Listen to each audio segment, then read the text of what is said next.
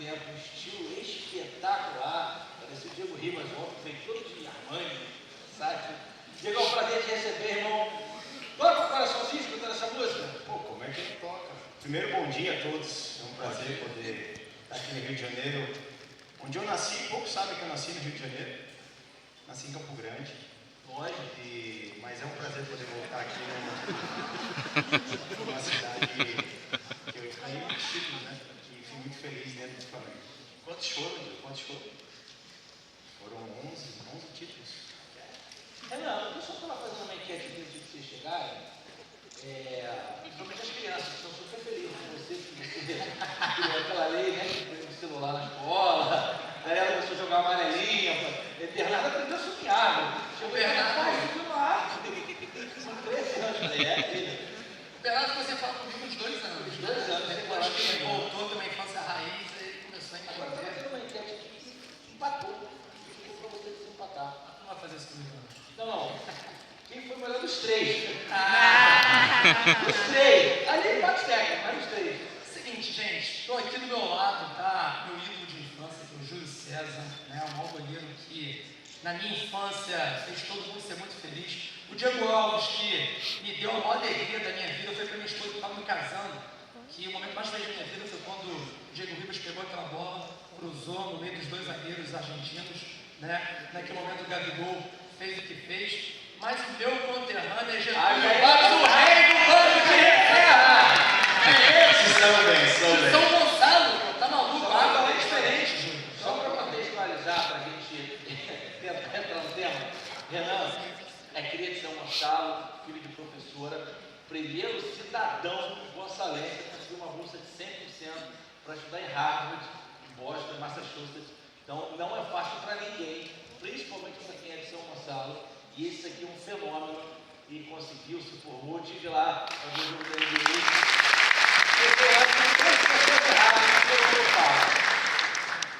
Barack Obama, o Kennedy e Renan Ferreira. Não é brincadeira, tem placa dos 3 lá. Enfim, então é um prazer. Tamo junto, obrigado, Julia. Super honra aqui, um prazer imenso estar nesse super evento. Mandar um beijo para a nossa Miguel, de ver esse aqui é o maior evento de futebol do nosso país. E ter esse equipamento aqui, que é a Cidade das Artes, para a gente é uma grande honra. Vamos só crescer cada vez mais. Sou fã. Vamos lá, eu sou fã de muito de vocês. Vou começar com o Júlio, que já falou mais tempo, né, Júlio? Muito mais. O Diego solta a porrada. A gente está ali no off, ali nos bastidores, ele... Nossa Senhora. Na hora que o Ferreirinha falou, pô, acompanha o Júlio na minha infância, eu também. Lá na Mendanha, lá na estrada da posse. Ô, Julião, fala um pouquinho dessa decisão, né? A vida recomeça quando a bola para, é o nosso tema. Da decisão de aposentar, a gente que é Flamengo teve o privilégio de ter você aqui naqueles meses, 3 meses, se eu não me engano. Queria que você falasse um pouquinho pra gente do que muda, psicologicamente, no dia a dia, na rotina, na sua cabeça. Você falasse um pouquinho pra gente. Bom, a gente já estava ali já esquentando, né, o tema ali, eu, o Renanzinho e o Diego falando sobre isso, né? Cara, mas não é fácil, realmente, porque você está acostumado, né, a ter uma certa rotina e da noite para o dia você acorda e aquela rotina ela acaba, né? Aí você tem que se reinventar. Tem muitos atletas que se preparam antes, né, quando já tem aquele sentimento de que está chegando o momento da aposentadoria dos campos, e tem alguns que não se aposentam, assim, não se preparam para a aposentadoria. E, cara, no meu caso, foi uma decisão realmente pensada, até pela minha saúde também. O Diego aqui do lado sabe quanto era difícil para mim treinar, né? Acho que o treinamento era uma coisa que era muito difícil para mim, muito medicamento, medicação, enfim. E de 5 treinos na semana, treinava um campo, né, Gil? Conta pra gente, Ele treinava e no outro dia de manhã chegava torto para um lado. Assim. Mas o que foi, Julião? Ele falava, pô, minhas costas. Aí ele destravava. No outro dia ele voltava torto do outro lado. Pô, Júlio, que isso, cara? Então, basicamente, assim, e aí depois, obviamente, depois que você para, curte um pouco a família, né, começa a pensar que caminho seguir,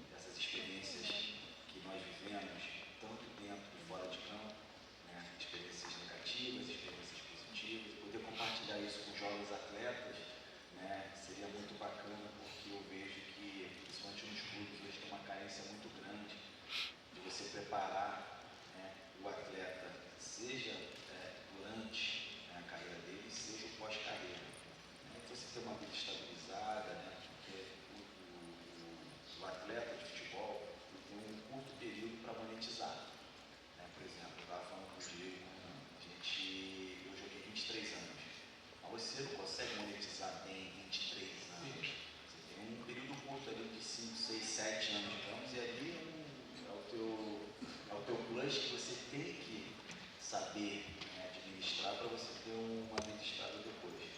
E dentre outras coisas, eu podia estar falando aqui muitas coisas, mas vou deixar aqui um espaço para o Diego.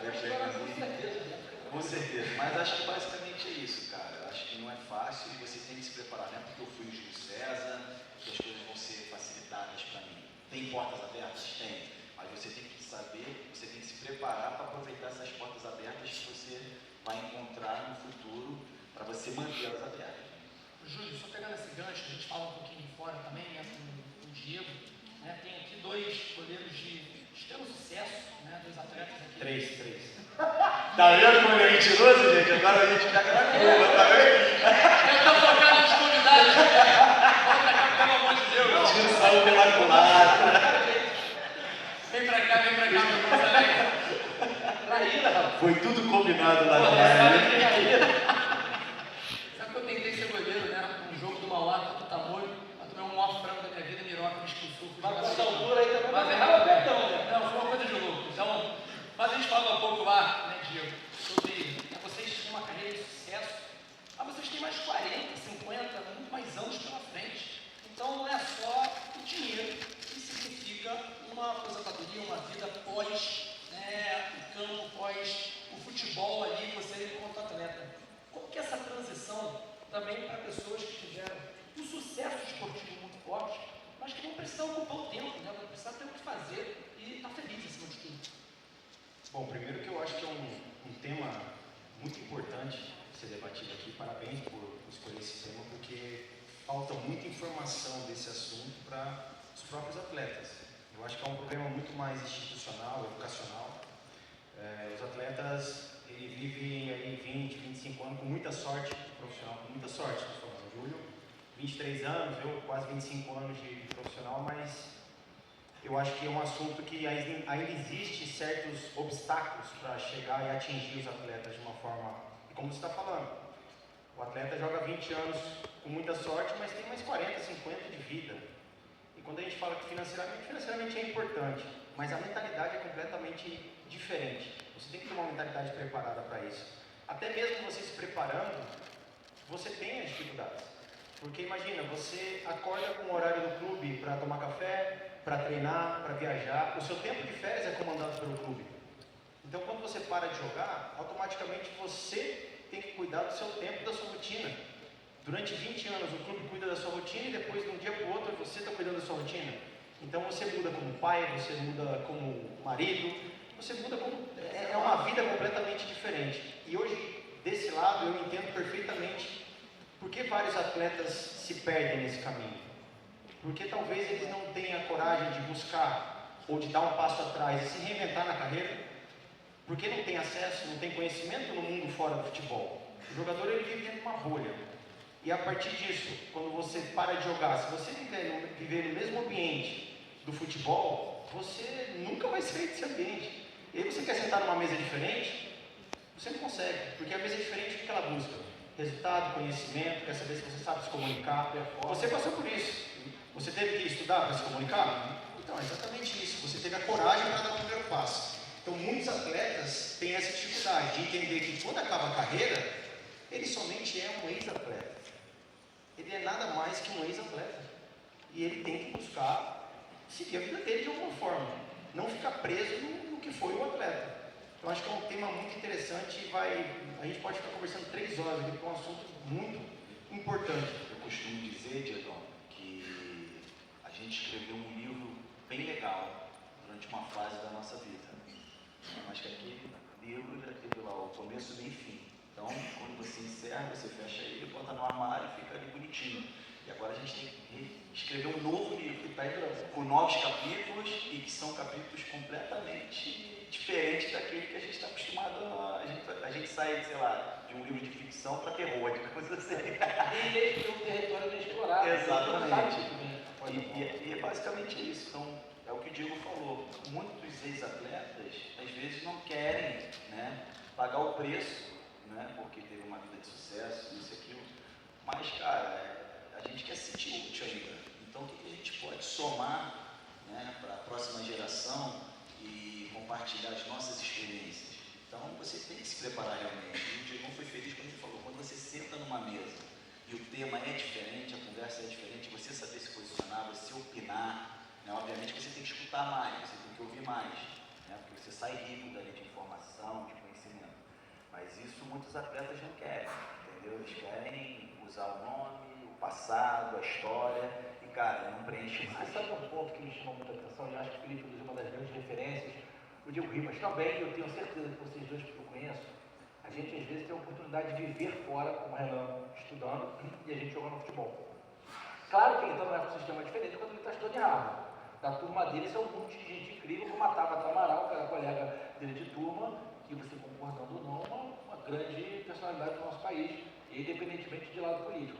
Agora, viver fora nos dá a oportunidade de aprender um pouquinho da cultura, do idioma, e vocês conhecem, eu conheço, todo mundo do futebol conhece, tantos atletas, jogadores de futebol que vão morar fora e voltam sem nem arranharem, moram 5 anos na Espanha ou na Itália, e nem o inglês, que é o básico. Então, isso vai fazer falta na hora da mudança, na transição. Eu vejo o Júlio sentar à mesa com Cannavaro, não sei quem, um italiano fluente, o Diego morou um tempão na Espanha, um espanhol fluente. Isso faz muita diferença no pós-carreira. Queria saber como é que isso, Júlio, e obviamente eu sei que você fala inglês também, te ajuda hoje nesse novo momento da tua carreira? Cara, como você falou de ecossistema, né? Então, a partir do momento que você deixa de ser atleta, você vai começar a frequentar aquelas pessoas que você teve a oportunidade, né, de conhecer durante a tua carreira. Então, eu joguei em 5 países diferentes. Joguei no Brasil, joguei na Itália, depois fui para a Inglaterra, depois cheguei aí para o Canadá, depois joguei em Portugal. Então, olha só quantos países diferentes eu joguei e quanta cultura eu aprendi durante esse período e quanta gente nova eu pude, né, conhecer. Então, cara, é inevitável, eu acho que a língua é fundamental e primordial para que você, né, pós-carreira, você tenha uma carreira de sucesso dentro daquilo que você escolher. Então, hoje eu trabalho... Até as conexões lá. Exatamente, hoje eu trabalho com a FIFA, então você senta numa mesa, né, com o Gianni Infantino, com outras pessoas. Infantino, tá vendo? Gianni Infantino. Então assim, é inglês. E aí, isso foi após a minha transição, eu falei, eu tenho que aprender inglês. Então, como é que eu vou aprender inglês? Eu tinha 3 sonhos. Ser jogador profissional, isso, graças a Deus, falar inglês e tocar piano. O inglês hoje eu estou me virando, tocar piano esquece. Então, assim, e aí uma coisa que, eu escuto música, né, em inglês, cara, eu vejo um filme e boto uma legenda em inglês, então você tem que estar realmente saindo da tua zona de conforto. E realmente a língua, falar, sei lá, 2, 3, 4 idiomas, cara, isso te abre muitas portas, sem dúvida nenhuma. E você falou italiano realmente muito bem. Inglês eu não sabia. Eu trabalho agora com a Amazon Prime na Itália. Você fala melhor que o português. É só porrada. É só porrada. Mas assim, há 4 anos atrás a Amazon Prime montou uma galera, né, de jogadores, uma equipe boa. Quem tá lá com você? Aí o Sidorf, o Marquise, o Catone, o Carnaval participou já. Uma galera. Fizer um show bom, vai todo mundo. O time é legal, Só não tem goleiro. Mas esse senso de responsabilidade de morar fora, né, para quem vivenciou isso muito forte, né, você tem que cuidar desde o seu passaporte, da validade de quem está ali, até você entender a cultura diferente e um pouco do que você falou, né, Gil, de você entender a disciplina que você também tem que colocar no momento que o staff diminui, onde você passa a ser o senhor das suas decisões.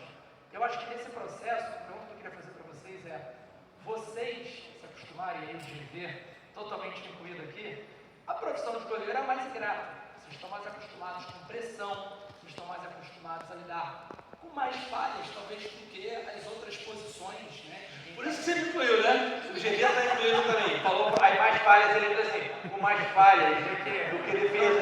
Não vou sair daqui, cara. Fala pro seu passado. Não relaxa. O Renan tá pra você e o Diego tá pra Eu tentando trazer aqui, Bora pro show bom. mas acho que essa perspectiva de vocês terem que lidar com a crítica, com o silêncio, você acha que o goleiro está mais preparado para essa transição? Olha, a nossa posição era uma posição difícil. Só que hoje, nesse mundo novo que a gente está vivendo, eu acho que está difícil para todo mundo. É um mundo onde as informações elas chegam muito rápidas. É lógico que a gente aprende na base da pressão. A gente aprende.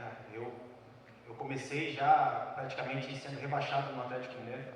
No meu primeiro jogo, me culparam por eu ser rebaixado no Atlético Mineiro. Eu joguei um jogo de 38 rodadas e fui culpado. Então, assim, para você ver, eu comecei praticamente já por baixo.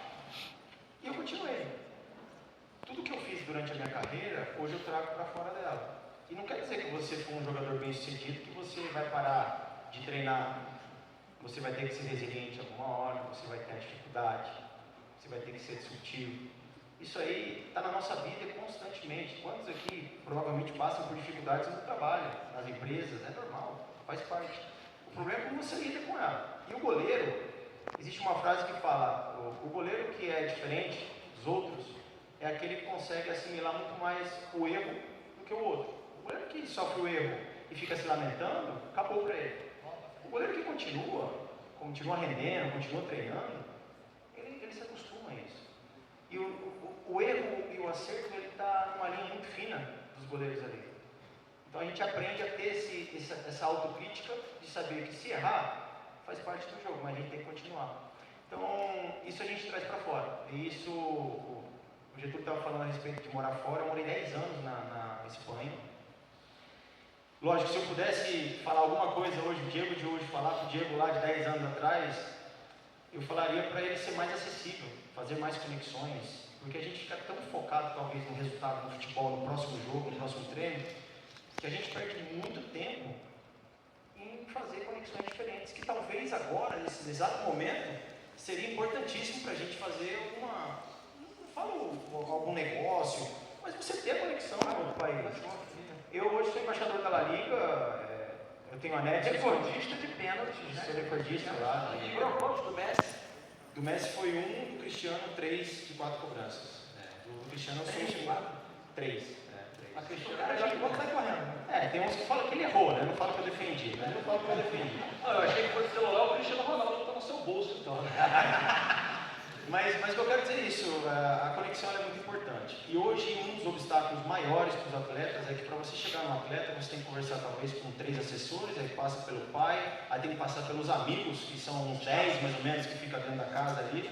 Então até chegar no atleta, para ele receber a informação correta, talvez não chegue a essa informação. Tem um caminho rápido. Curtiu as fotos antigas, mas não pode ser com a sua foto. Tem uma estratégia que o povo usa aí, mas deixa eu falar também. Vamos olhar o Dias que está falando da gente.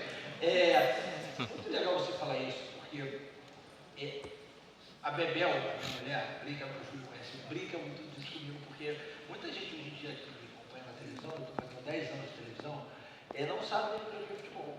O Fernandão, nosso Fernandão zagueiro, que está comigo todo dia na Band, jogando essa bola, zagueiro mais butinudo do Brasil, cintura de gesso, ele fala o seguinte, cara, eu brinco com esse negócio de reserva e tal, tu lembra, 2005, que todos os jogos da temporada no banco, o Carioca, a Copa do Brasil, o Brasileiro, no último, teve um jogo contra o Vitória que o Diegão teve pedra no Rio, o Júlio sabe, cheguei, o Paulo Ribeiro falou, tu vai jogar hoje, beleza, a gente ia pro Maracanã, chega o Diego na ambulância do SAMU, tira o som e vai treinar, o Diegão é brincadeira, vai estar aqui hoje com a gente na homenagem ao Flamengo de 2006, vou contar a história. E aí na última rodada, o Paysandu lá, o Diego passa mal no intervalo, o Diego goleiro, não quer sair, aí o Felipe Maestro, que estava no Vasco, falou, vai sair sim, deixa ele jogar o segundo tempo. O que não foi o caso de 2004, que tinha um amigo, que jogou na Inter de Milão, no Benfica, na seleção brasileira, que a vida ele dava um migué no segundo tempo para eu entrar e pegar o bicho, mas isso é outra história, essa história é uma podcast, é verdade. Teve jogo contra o Goiás, Deixa mais. teve jogo 1x1, Goiás e Flamengo, o bicho pegando lá em Volta Redonda. Ele lamenta, ele falou, depois a gente fala. Aí eu atrás ficou aquecendo, aí ele, Gigi, quer jogar? Aí eu, espera um pouquinho, falei, deixa o Flamengo fazer um 3x1, né? E o Goiás, ó, pá. Aí ele veio beber água, olhou atrás, Gigi, quer entrar? Eu, hoje não, pô. Não, 1x1. Vou nada, vou entrar, tô igual com a minha. É ruim, duvido, estou laranja. Mas o Fernando fala isso pra mim, Diego, que o fato do... O Fernandão fala, o fato de você nunca ter jogado foi muito bom para você para as suas carreiras, pode ter 30 anos.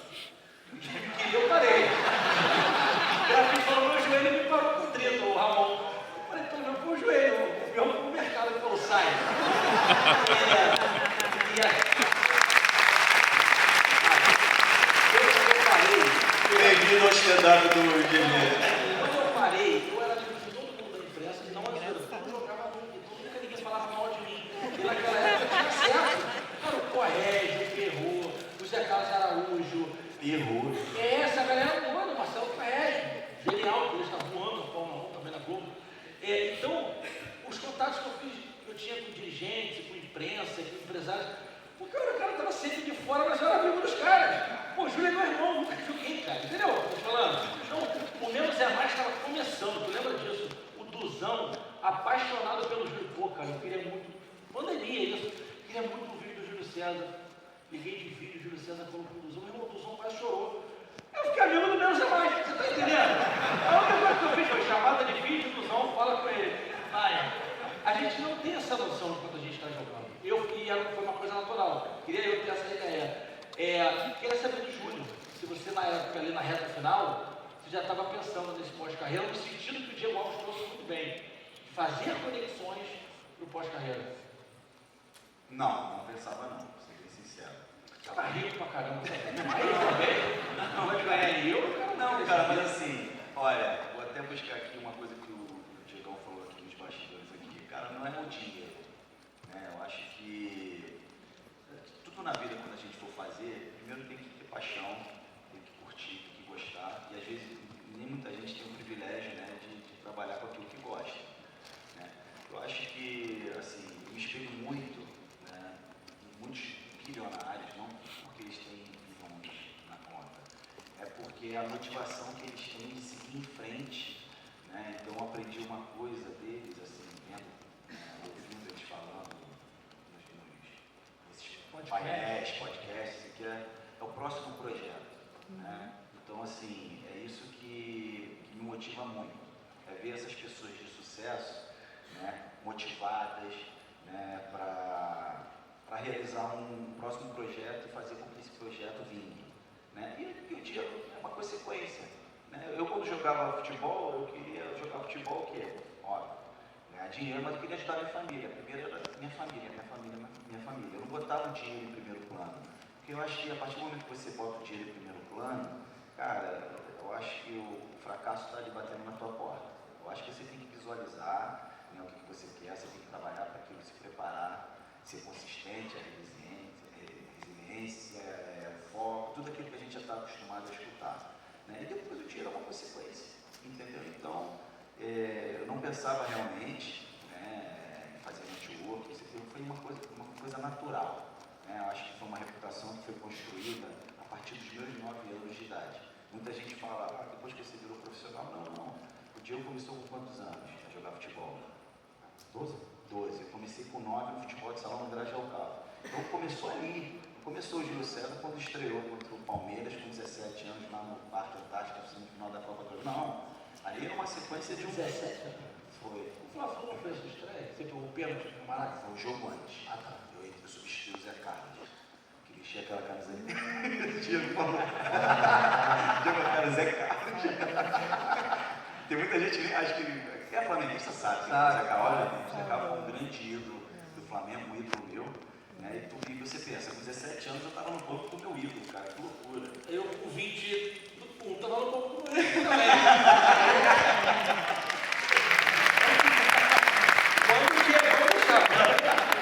Então, assim, eu aproveitei, né, e venho aproveitando, né, tudo aquilo que o futebol me proporcionou devido à carreira que foi construída em 23 anos. Mas, mais uma vez, começou com 9, entendeu? E aí, hoje, eu consigo realmente aproveitar bastante. Renan, eu estava pensando aqui, né, ouvindo vocês falarem, a gente estava falando sobre isso, né, com o Júlio e com o Diego, que o papel da educação, né, nesse processo. Hoje a gente tem muito acesso à informação, né, são as duas faces da mesma moeda. Você tem muito acesso à informação de muita coisa, mas por outro lado também você tem que vivenciar o real. E vivenciar o real, às vezes, passa por ter pessoas falando o que às vezes você não quer escutar. Então, o Júlio comentava ali nos bastidores, que às vezes tem um atleta, um jogador ali que escuta uma coisa que não quer, troca de empresário, né, para isso. O que vocês acham que hoje é importante, né, na formação dos nossos atletas na base, desde o começo, para que eles se preparem para essa carreira, entendendo que quem passou tem muito a compartilhar, como vocês estão compartilhando com a gente. Como eu falei antes, é um problema educacional. Isso eu não tenho dúvidas que se partisse diretamente do clube, com certeza o percentual seria muito baixo de ex-atletas com problema na transição. Hoje eu tenho uma empresa que chama Nexus Sport Club, que trata exatamente sobre a transição de carreira do atleta.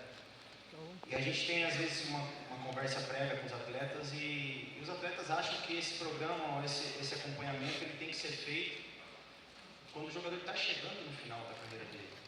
Quando na verdade é ao contrário. Quanto mais cedo você começa, melhor você faz a transição de carreira. Então, existe um tabu aí a ser quebrado na cabeça dos atletas, que os atletas exatamente pensam nessa pergunta, nessa questão de dinheiro. Ah não, eu tenho dinheiro, eu vou ver minha vida toda com o meu dinheiro. Mas não é questão de dinheiro, é questão de propósito. É questão de você ter a intenção de trazer o que você aprendeu para ensinar as outras pessoas. E a gente tem um bom contato com vários atletas e essa pergunta que você falou, ela é importante, porque o clube ele não está interessado no jogador pós-carreira. Ele está interessado aqui, em criar um jogador, fazer ele valorizar, vender, resultado, performance. Então, é um problema muito mais a fundo, se você for procurar, é lá de baixo, desde as categorias de base. Então, a gente esteve agora na CBF, na semana passada, conversando, explicando, porque a CBF também quer ter um braço nesse sentido de ter essa educação via CBF Academy, poder fazer algumas visitas em alguns clubes, talvez de quarta divisão, de terceira divisão, que são os mais necessitados nesse ponto. Se a gente falar de segunda divisão e primeira, você ainda vai ter uma margem um pouquinho maior. Mas você imagina os clubes lá embaixo, aqueles jogadores que não têm oportunidade talvez nem de jogar uma competição grande, uma Copa do Brasil, tem que jogar Série B. Então ali, tem que começar dali, o problema está ali. Você entendeu? Nas categorias de base. Então, eu acredito que se melhorar nesse sentido, o percentual ele vai diminuir bastante de ex-atletas com problemas na transição de carreira no pós-carreira. De erros também dos atuais atletas. Posso complementar aqui a fala do Diego? E feliz o atleta, inteligente o atleta que absorver isso quanto antes para potencializar pós-carreira dele e o futuro dele. Então, isso que o Diego falou, isso é importantíssimo, isso vem de base. Eu queria compartilhar com vocês aqui uma historinha rápida com o Rafinha, que foi multicampeão com o Diego no nosso Flamengo, né? Nosso Flamengo, pessoal. Nosso Flamengo. E o Nilmar, né? Do Nilmar, atacante, Claro. E uma vez a gente estava na seleção, né? Não lembro agora qual foi o jogo, enfim, e a gente estava na concentração, eles entraram no meu quarto e eu estava lá fazendo uma planilhazinha, né? Números e tudo, contas e pá. E, cara, eles perguntaram o que era. E eu falei, aí a gente teve esse tipo de conversa, esse bate-papo que a gente está tendo aqui. Cara, você acredita que o Rafinha, encontrei com ele anos e anos depois, né, o Nilmar também, e eles falaram daquele bate-papo que a gente teve. Júlio, eu lembro daquele bate-papo que a gente teve no teu quarto, na concentração do jogo tal, a planilha, aquilo para mim foi muito importante. Então, vê que legal, né? Então, e por que isso? Porque o Julinho Pernambucano um dia chegou para mim, na concentração, e falou assim, Júlio, não é quanto a gente ganha, é quanto a gente gasta. Cara, essa frase nunca mais saiu da minha cabeça. Aí eu virei um pão duro da noite. Você sabe que eu não me esqueço do Luizão, campeão do mundo atacante, foi campeão com a gente também em 2006. Estava confirmado no nosso painel hoje da homenagem ao Flamengo de 2006, campeão da Copa do Brasil, mas não operou o quadril também, aí não tinha como pegar avião. O Luizão falou isso pra gente, que estava no Museu Wilson e o Diegão, na fisioterapia do Flamengo, da qual não tinha ar-condicionado. Quem comprou foi o Júlio César no bolso dele e deu de presente. Vocês estão vendo esse Flamengo hoje. O nosso Flamengo mês tinha 120 dias, o gramado era ruim, luva só pro Diego, que se pedisse pro Babão, ele falava que luva, os cara aqui, tem luva não. O Júlio que dava luva pra gente. O Diego não pegou o babão. E o Júlio César tinha um moletom branco do Mickey, lembra disso, né? Quando ele tava com esse moletom, era uma preguiça para treinar, e era quando a gente respirava, porque o Marquinhos, treinador de goleiro, grande treinador de goleiro, quando o Júlio estava na preguiça, a gente podia ficar na preguiça também. Mas voltando ao tema, o Luizão falou isso pra gente também. sobre pós-carreira, sobre dinheiro. Ele até falou, a gente entende, e acho que todo jogador fala isso, é ajudar minha família, ajudar meu pai, ajudar minha mãe, ajudar minha tia, minha prima. Aí ele falou pra gente, isso é muito nobre e tem que fazer. Mas tem que chegar uma hora que se você não souber administrar, você se perde, porque uma hora você vai parar de jogar. Não, porque aí tu não ajuda ninguém, dá falta pra você. E nem se ajuda. E é muito prato para girar. E quando a gente para, por acaso, no meu caso foi o inverso, mas quando a gente para é muito mais complicado. Até para ajudar você tem que ser inteligente para ajudar. E isso que o Júlio falou dos jogadores ir lá, e ver a família e tudo mais, olha que interessante. Hoje você senta numa mesa e talvez você vai almoçar, os jogadores vão almoçar, tomar café, e você começa a falar de pós-carreira, de alguma coisa de investimento, para você trazer aquela resenha para a mesa, né? Que todo mundo... A resenha é por aí, uns 5 minutos, 8, 10. Aí vem um cara fala que vai passar férias na Maldivas, que trocou de carro, a resenha dura 40 minutos. Então, assim, isso aí é a importância que o atleta dá. Ele não está interessado no que vem para ele, está interessado em curtir aquilo que ele tem no momento. Então, é um problema que eu falei, que quanto mais cedo fizer, melhor. Porque se você não traz esse tema para o dia a dia do futebol, você nunca vai entender como funciona a pós-carreira. Né? Olha, eu queria fazer aqui uma coisinha rápida. À vontade. Saindo um pouco do tema, que eu estou aqui olhando aqui, aí tem duas pessoas aqui que eu queria... Um é Alexandre Torres, que está aqui, um grande zagueiro. Levanta, Alexandre, por favor. Ele, zagueiraço. Para quem não sabe, filho do nosso capitão do Tri, né? Carlos Alberto. Prazer ter você aqui, cara, muito bacana. Fã, colecionava a figurinha dele. Colaborar aí. E a outra pessoa, cara, que a gente tem que ser grato, né? Na vida, né? Acho que gratidão é uma palavra muito linda. E isso não foi combinado não, tá? Porque eu estou vendo ele aqui agora e fez parte de um período da minha vida, da minha carreira muito legal, que a gente foi muito feliz na Seleção Brasileira Sub-17, que é o Marcelo Buarque. Marcelo, levanta aí, por favor. Mas ele tinha uma franja hoje. Marcelo, a gente viveu muita coisa na Seleção Brasileira de base, então, pô, obrigado pela tua presença, Marcelo. Muito importante para mim, para minha carreira. Não vai chorar não, hein, Marcelo? E é isso, meu irmão, tamo junto, cara, bom te ver. Agora, continuando o tema, eu queria... Isso é muito legal. Isso aqui mostra a força do futsal, Juliano. Mais uma vez, né, cara? Tem gente que é do futebol, tem gente que aqui é torcedor, tem gente que de outras indústrias, mas a necessidade da gente ter o Foot Summit aí como o grande farol de discussão do futebol e do esporte. Né? E eu acho que eu escutei muito som desse feedback, assim, que os painéis estão muito maneiros. Tem uma fila lá fora de mais de 300 pessoas nesse painel. Não dá para entrar todo mundo, a gente avisou, para chegar cedo e tal. Mas muita gente elogiando e com os olhos brilhando pelo meio do caminho, porque o Júlio tem que passar ali, o Alves tem que passar ali, o Renan tem que passar ali. Ontem eu vi Ana Thaís Matos, Grafite, Gustavo Villani, essa galera toda, e ex-atletas. Então, assim, essa mistura, que era isso que a gente queria proporcionar para vocês. Pô, ver o Buarque aqui, o próprio Torres e tantas outras pessoas do universo do futebol, do ecossistema do futebol, pessoas que a gente tem uma gratidão incrível. Hoje a gente tem o Porchat, que é vascaíno, a gente ia ter o Xamã no painel do Fluminense, mas não pôde vir. Homenagear esses caras que pavimentaram a estrada, como a gente no Vasco, Carlos Germano, Mauro Galvão, Odivan, Pantera, vamos ter Diegão, Fernandão, Toró, Angelim. Então, assim, hoje estou aqui no nosso Rio Futsal. Nessa pegada de festival que a gente queria fazer, trazer os ídolos para perto de vocês, que normalmente o Diego Alves vem daqui no cara. O Diego não é um cara que está nos pagodes da vida da Olegário, não é? E mesmo assim. Aí eu tô. Não, é a parte do silêncio, entendeu, Júlio? Não, mas você é do Rio, cara. Mas a gente estava num show legal lá em Brasília. Lembra de Natanzinho que a gente passou lá e saiu correndo, lembra disso? Mentira, gente, a gente não foi. Sacanagem, a gente estava com o nosso patrocinador. E ontem, a edição anterior, que foi no Museu da Manhã, era uma coisa um pouco mais B2B, mais corporativa, com 400 pessoas convidadas, fomentou muito o negócio e tal. Essa edição é o nosso festival, o nosso Bola Palusa.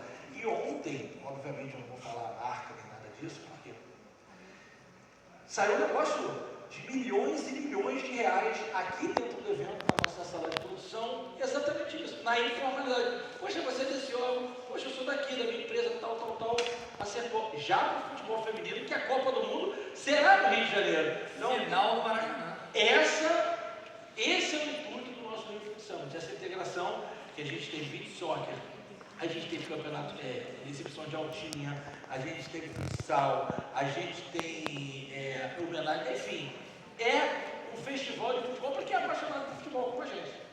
É isso, para quem é apaixonado por futebol, uma honra imensa ter Eu você. queria entrar rapidinho na parte atual, porque o nosso tempo está esgotando aqui. Goleiros da seleção, pergunta fácil, tá? Goleiros da seleção brasileira. Quer escolher um? Cada um escolhe um? Ou cada um quer qual os 3 que ele levaria? Quer falar sobre isso, Júlio? Você fica tranquilo de falar. Pergunta tranquila, né? Tá aqui escrito no treino, tá revisando. Não, eu falo tranquilamente. Bom, acho que o Alisson e o Ederson já tá com o passaporte carimbado e o Alisson deve ser o nosso goleiro, né? Ele tá briga ali do terceiro. Então, rolam umas vozes aí, né? Que o Tchelote está pensando, né, no goleiro para pegar pênalti, se quiser. Eu não aqui, porque eu estou escutando isso, e isso não é cultural nosso, nunca foi de levar um terceiro goleiro para, caso tenha uma disputa de pênalti. Estamos falando do Hugo Souza, né? Enfim, mas eu acho que o terceiro goleiro sempre foi uma situação de uma preparação para uma próxima Copa. Né? Então, acho que os jogadores hoje jovens, o Hugo Souza, o Gabriel Brazão, que está fazendo O Bento, que tem sido o Bento. Então, eu acho que essa posição de terceiro goleiro, eu acho que é mais aquela de sucessão para a próxima Copa, né? Acredito eu. Até porque o Ederson e o Alisson, eu acho que já não tem. Não, eu acho que não tem uma oportunidade para jogar uma próxima, não sei. uma próxima, acho que é. Eu acho que basicamente é isso, né? Eu acho que esses 3 seriam, assim, os 3 nomes, acredito, que estariam ali brigando pela terceira. Eu levaria até um Fábio, cara, para homenagear ele. Eu vou te falar, cara.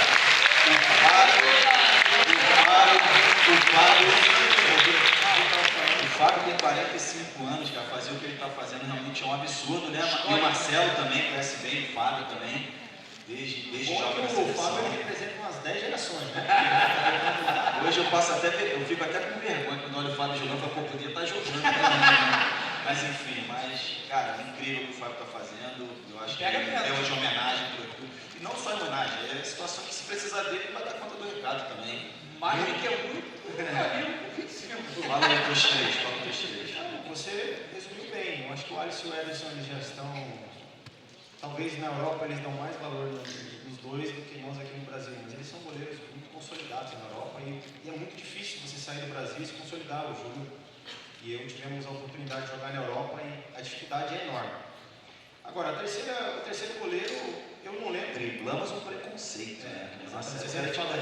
Driblamos um preconceito que o goleiro brasileiro não era respeitado lá fora. Então a nossa geração abriu muitas portas, cara, foi muito bacana. Eu não lembro, assim, da importância do terceiro goleiro para a seleção. Né? Sempre jogou um goleiro ali, talvez um segundo. Nunca jogou o terceiro. Nunca teve O Fábio, como o Júlio falou, o Fábio representa gerações, representa o goleiro raiz lá de trás e chegando a essa nova geração. Por merecimento, poxa, o Fábio é um goleiro que a história dele seria fechar com chave de ouro, vamos dizer assim, uma ida à Copa do Mundo. Acho difícil pelo cenário.